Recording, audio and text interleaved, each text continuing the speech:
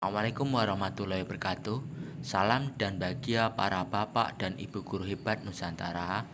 Perkenalkan, nama saya DK Anas Kudus dari SMK Muhammadiyah 2 Cepu, Kabupaten Blora, Provinsi Jawa Tengah. Kali ini saya akan mempresentasikan aksi nyata dengan topik komunitas belajar dengan judul Komunitas Belajar Internal. Setelah Bapak dan Ibu Guru menyaksikan video ini sampai selesai, tolong Bapak dan Ibu Guru mengisi angket pada deskripsi video YouTube ini. Topik komunitas belajar dengan judul Komunitas Belajar Internal dengan metode KTCT Koneksi Temuan Ciptaan Terapan dijabarkan yaitu: 1. Strategi komunitas belajar internal. 2. Merancang asesmen diagnostik dengan aplikasi Google Form dan Aku Pintar. 3. Instrumen dan rekapitulasi asesmen diagnostik dengan aplikasi Google Form dan Aku Pintar. 4. Perbandingan penerapan asesmen diagnostik dengan aplikasi Google Form dan Aku Pintar. Lalu metode koneksi membuat hubungan dengan membandingkan dijabarkan. 1. Strategi komunitas belajar internal. Apa komunitas belajar internal?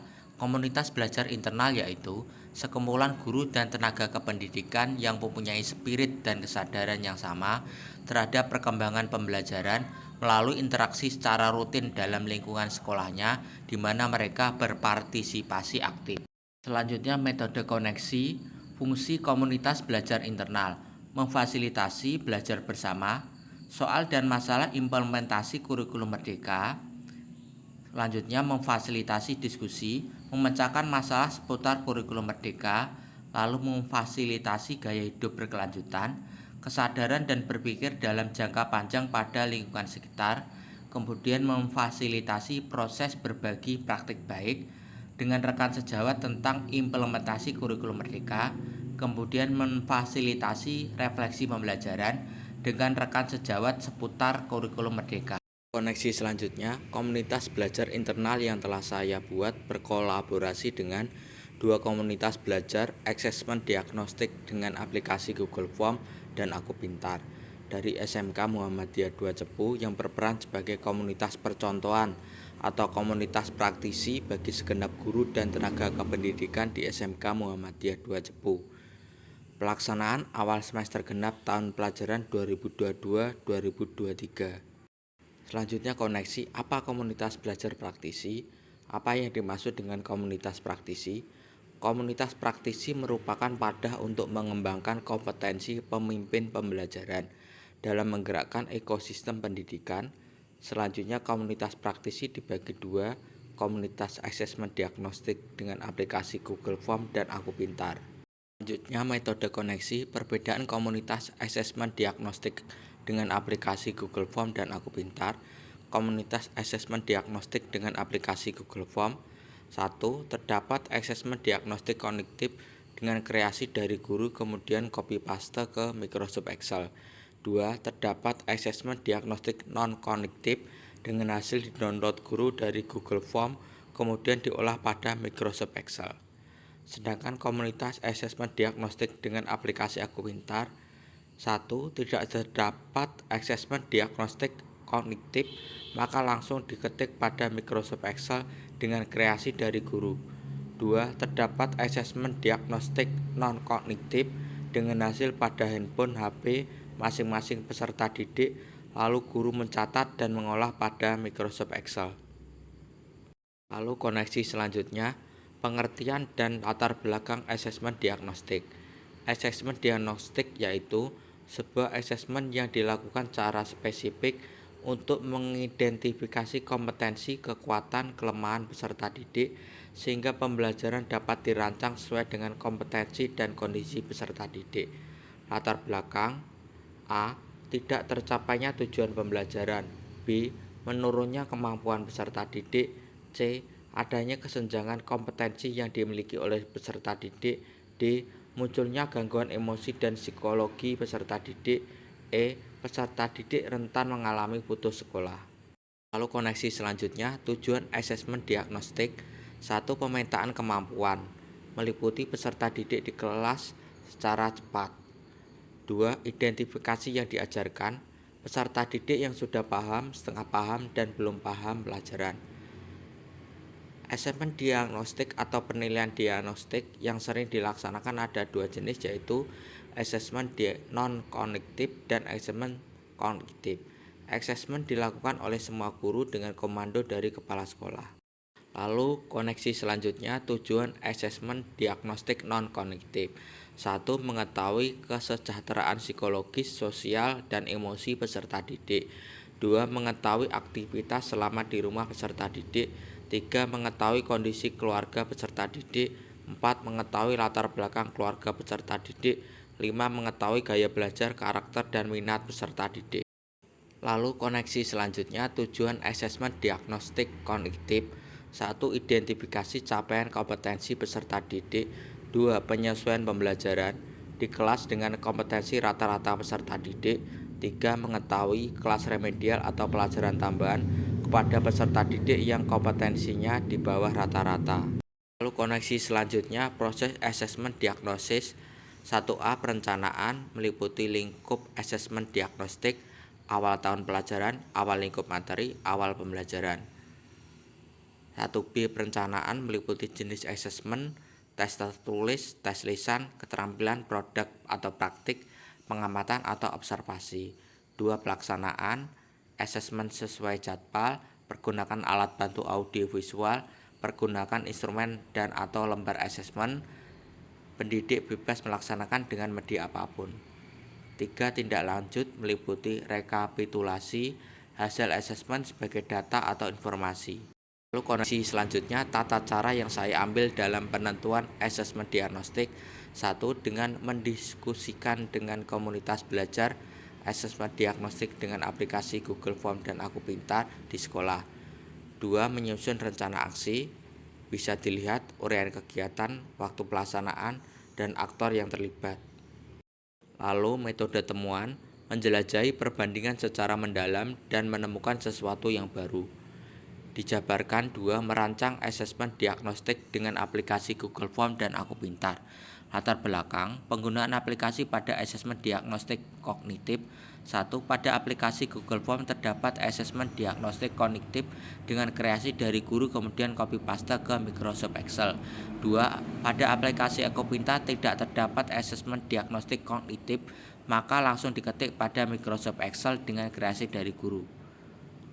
Maka asesmen diagnostik kognitif bersumber dari aplikasi Google Form dengan kreasi dari guru, kemudian copy paste ke Microsoft Excel. Kedua komunitas praktisi pada asesmen diagnostik kognitif sepakat memakai Google Form dan Microsoft Excel. Lalu temuan selanjutnya, cara membuat soal pilihan ganda di Google Form. Buat kuis, pilih jenis pertanyaan, tambah pilihan jawaban, centang jawaban yang benar, aktifkan opsi wajib diisi, ulangi langkah-langkahnya. Bisa dilihat. Lalu temuan selanjutnya, cara membuat soal jenis lain, memilih opsi jawaban singkat, paragraf, kotak centang, upload file, skala linear, isi pilihan ganda, tanggal dan waktu. Bisa dilihat. Lalu metode temuan selanjutnya, penggunaan aplikasi pada asesmen diagnostik non-kognitif. Latar belakang penggunaan aplikasi pada asesmen diagnostik non-kognitif. 1. Pada aplikasi Google Form terdapat asesmen diagnostik non-kognitif dengan hasil di-download guru dari Google Form kemudian diolah pada Microsoft Excel. 2. Pada aplikasi Aku Pintar terdapat asesmen diagnostik non-kognitif dengan hasil pada handphone HP masing-masing peserta didik, lalu guru mencatat dan mengolah pada Microsoft Excel. Maka pengumpulan data asesmen diagnostik non-kognitif bersumber dari komunitas praktisi ke-1 dengan aplikasi Google Form dan komunitas praktisi kedua dengan aplikasi Aku Pintar. Kedua komunitas praktisi pada pengolahan data asesmen diagnostik non-kognitif sepakat memakai Microsoft Excel. Lalu temuan selanjutnya, kisi-kisi instrumen gaya belajar siswa, aspek gaya belajar visual dengan pilihan jawaban A, indikator bisa dilihat. Lalu temuan selanjutnya, lanjutan kisi-kisi instrumen gaya belajar siswa dengan gaya belajar auditorial, pilihan jawaban B bisa dilihat. Lalu temuan selanjutnya, lanjutan kisi-kisi instrumen gaya belajar siswa dengan gaya belajar kinestetik dengan pilihan jawaban C bisa dilihat. Lalu temuan selanjutnya, lanjutan kisi-kisi instrumen gaya belajar siswa gaya belajar auditorial visual dengan pilihan jawaban D bisa dilihat. Lalu temuan selanjutnya lanjutan kisi-kisi instrumen gaya belajar siswa dengan gaya belajar visual kinestetik dengan pilihan jawaban E bisa dilihat. Lalu temuan selanjutnya lanjutan kisi-kisi instrumen gaya belajar siswa dengan gaya belajar auditorial kinestetik dengan pilihan jawaban F bisa dilihat. Lalu temuan selanjutnya analisis data persentase gaya belajar. Rumus persentase gaya belajar yang dominan pada setiap kelas yaitu P sama dengan F per N kali 100%, di mana P sama dengan persentase yang akan dicari, F jumlah siswa pada setiap aspek, N jumlah siswa keseluruhan. Validitas dan reliabilitas butir soal valid dengan R hitung, lalu R tabel 0,361, distribusi signifikan 5% produk momen. Temuan selanjutnya validitas dan reliabilitas hasil asesmen IBM statistik SPSS versi 26 bisa dilihat. Lalu temuan selanjutnya uji reliabilitas Cronbach's alpha, lalu reliable, lalu standar kategori reliabilitas menurut Guilford pada tabel kategori nilai koefisien Cronbach's alpha bisa dilihat reliabilitas mulai dari sangat rendah, sedang, sampai tinggi dan sangat tinggi. Lalu temuan selanjutnya hasil perhitungan IBM statistik SPSS versi 26 dengan reliabilitas statistik 0,783 Cronbach's alpha pada item ke-14, yaitu menghantarkan tujuan dan merancang peserta didik. Tabel hasil uji reliabilitas Cronbach alpha 0,78 dengan Cronbach's alpha lebih besar dari 0,6, maka tingkat reliabilitas yang tinggi dan konsisten digunakan dalam penelitian. Pertanyaan gaya belajar bisa dilihat. Lalu lanjutan daftar pertanyaan gaya belajar bisa dilihat. Bisa dilihat. Bisa dilihat. Bisa dilihat. Bisa dilihat. Bisa dilihat. Metode ciptaan, ciptakan sesuatu dan buat makna baru berdasarkan koneksi dan temuan. Dijabarkan 3 instrumen dan rekapitulasi asesmen diagnostik dengan aplikasi Google Form dan Aku Pintar. Instrumen asesmen diagnostik analisis rapot tahun lalu contoh meliputi nama siswa, kognitif, afektif, capaian kepribadian dengan nama siswa, membaca teks, identifikasi, kenal kata, keterangan. Lalu ciptaan selanjutnya instrumen tes lisan dan praktek bisa dilihat. Lalu ciptaan selanjutnya rekapitulasi hasil asesmen diagnostik bisa dilihat. Lalu ciptaan selanjutnya rekapitulasi hasil asesmen diagnostik aplikasi Aku Pintar bisa dilihat. Lalu ciptaan selanjutnya rekapitulasi hasil asesmen diagnostik aplikasi Aku Pintar bisa dilihat. Bisa dilihat. Bisa dilihat. Lalu ciptaan selanjutnya contoh rekapitulasi hasil asesmen diagnostik dengan rumus jawaban A di alamat B2 sampai jawaban B di alamat P2 pilihan ganda. Bisa dilihat rumusnya. Lalu rumus menghitung profil belajar dengan if alamat jumlah jawaban bisa dilihat. Lalu metode terapan selanjutnya gunakan ciptaan di dalam cara dan konteks baru. Dijabarkan 4 perbandingan penerapan asesmen diagnostik dengan aplikasi Google Form dan Aku Pintar. Latar belakang penggunaan aplikasi pada asesmen diagnostik. Terdapat perbedaan aplikasi pada 2 komunitas praktisi. 1. Pada aplikasi Google Form terdapat asesmen diagnostik non-kognitif dengan hasil didownload guru dari Google Form kemudian diolah pada Microsoft Excel.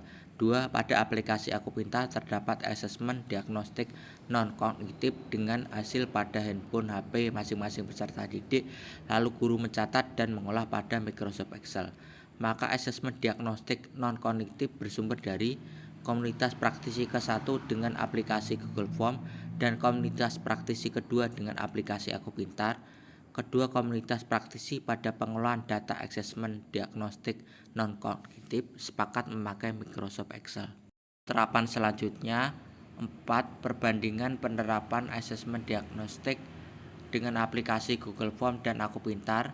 Kelebihan Google Form: tumbuh kreativitas guru dalam menyusun asesmen diagnostik, masalah teratasi sesuai dengan ekspektasi guru, tercipta produktivitas dan pertumbuhan keterampilan pembelajaran dan kompetensi yang lain pada guru, pemahaman guru menguasai penuh mulai proses sampai hasil. Kekurangan Google Form: waktunya panjang, outcome-nya tergantung validan data, daya tangkap materi sesuai dengan situasi dan kondisi peserta didik. Terapan selanjutnya, kelebihan aplikasi Aku Pintar: waktu singkat pada asesmen diagnostik non-kognitif, outcome kevalidan data terjaga, masalah bertambahnya produktivitas peserta didik dalam memanfaatkan IT, daya tangkap materi, tumbuhnya minat peserta didik dalam pembelajaran. Kekurangan aplikasi Aku Pintar: tumbuh informasi hanya satu arah dari IT, tercipta belum tentu sesuai dengan ekspektasi guru, pemahaman guru tidak menguasai penuh mulai proses sampai hasil. Dokumentasi penyusunan rencana aksi, lalu dokumentasi sosialisasi aksi, lalu dokumentasi sosialisasi dan pendampingan penggunaan aplikasi dan komunitas praktisi, lalu dokumentasi sosialisasi aplikasi kepada murid, lalu sampai pada soal umpan balik teman sejawat. Tolong Bapak dan Ibu guru mengisi angket pada deskripsi video YouTube ini. Lalu setelah Bapak dan Ibu guru mengisi tanggapan pada deskripsi video YouTube ini, saya bisa menampilkan isi bukti umpan balik teman sejawat. Lalu sampai pada intisari, komunitas belajar yaitu suatu perkumpulan di mana anggotanya memiliki tujuan belajar yang sama dan saling berinteraksi untuk mewujudkan tujuan belajar tersebut. Karena memiliki tujuan yang sama, maka setiap anggota ikut berpartisipasi dalam setiap proses belajar di dalamnya. Apa peran komunitas belajar? Komunitas belajar berperan untuk memfasilitasi belajar bersama tentang kurikulum merdeka, memfasilitasi diskusi untuk memecahkan masalah seputar kurikulum merdeka, memfasilitasi proses berbagi praktik baik dengan rekan sejawat tentang implementasi kurikulum merdeka, dan memfasilitasi refleksi pembelajaran rekan sejawat. Komunitas praktisi merupakan wadah untuk mengembangkan kompetensi pemimpin pembelajaran dalam menggerakkan ekosistem pendidikan.